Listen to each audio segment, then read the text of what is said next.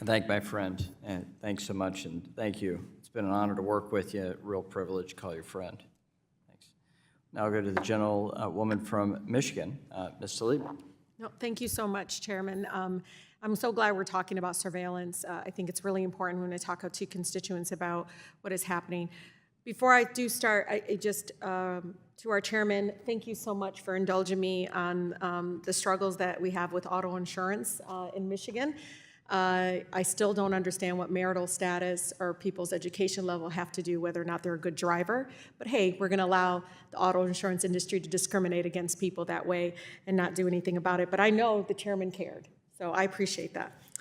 So digital financials tools, as you guys know, like mobile banking, payment applications, have produced many convenient services, as we know. They've also created unprecedented, like just a huge amount of ability for companies to collect and sell our personal data. I hear this a lot. Of course, my constituents at town halls will talk about, my phone is listening to me, but they don't realize some of their actions online also is being collected and being used. And so, Mr. Butler, is it true that companies collect the data for their own use and also they can sell it to data brokers? Yes, appreciate the question, Representative Tlaib, and I think that you hit the nail on the head. I mean, it's the Wild West when it comes to a lot of these services. There's just no rules that limit, in many cases, what companies collect and how they can use and sell our data. Yeah, so brokers use the data to construct detailed profiles of individuals, influence whether or not someone can get a job, apartment. I think in one lawsuit, quote, Rent Grow neither vets the third-party information it uses to generate tenant screening reports, nor monitors its services for errors and biases that could harm consumers. Are you aware of that? Yes, absolutely. And I think that this harkens back also to the point I made in my testimony about fairness. Mm-hmm. We have some of the policy infrastructure we need to tackle these problems in the form of the Fair Credit Reporting Act and ECOA and the legacy of the 1970s legislation, but we need to carry that forward into the 21st century. Yeah, I mean, I'm hearing from groups talking about the impact on domestic violence survivors and have faced discrimination based to data broker practices and misuse. And I'm so glad you brought up the Fair Credit Reporting Act. It addresses some of these challenges, correct?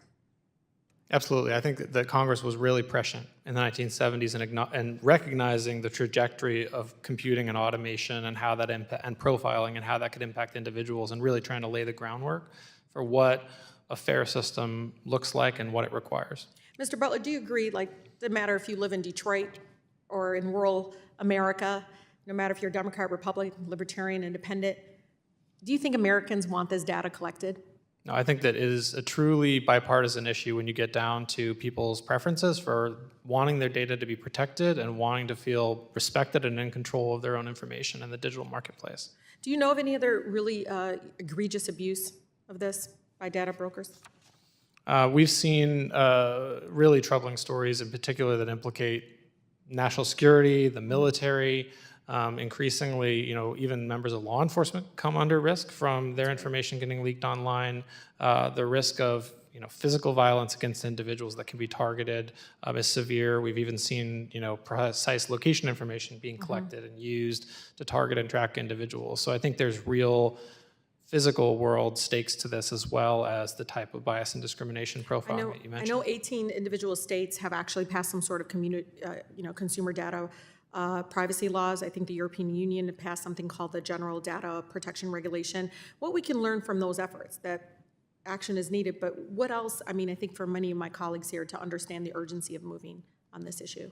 Yeah, I think that what a lot of the discussion today tends to show is that technology and business models are moving rapidly ahead, and we need to make sure that our policies keep pace with that. So it's really important that lawmakers at the state level, at the federal level, the international level are trying to tackle this, and we really need to get to rules that truly protect individuals and don't just embed the bad practices of the last 3 decades in law.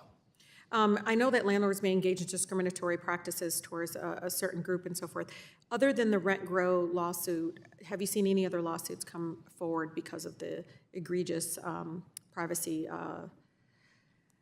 abuse that we've seen with some of the data brokers? It's a great question. I can follow up on that. I don't have any top of mind, but can follow up on that. All right. With that, I yield. Thank you, Mr. Chair. And I thank my friend. We'll now recognize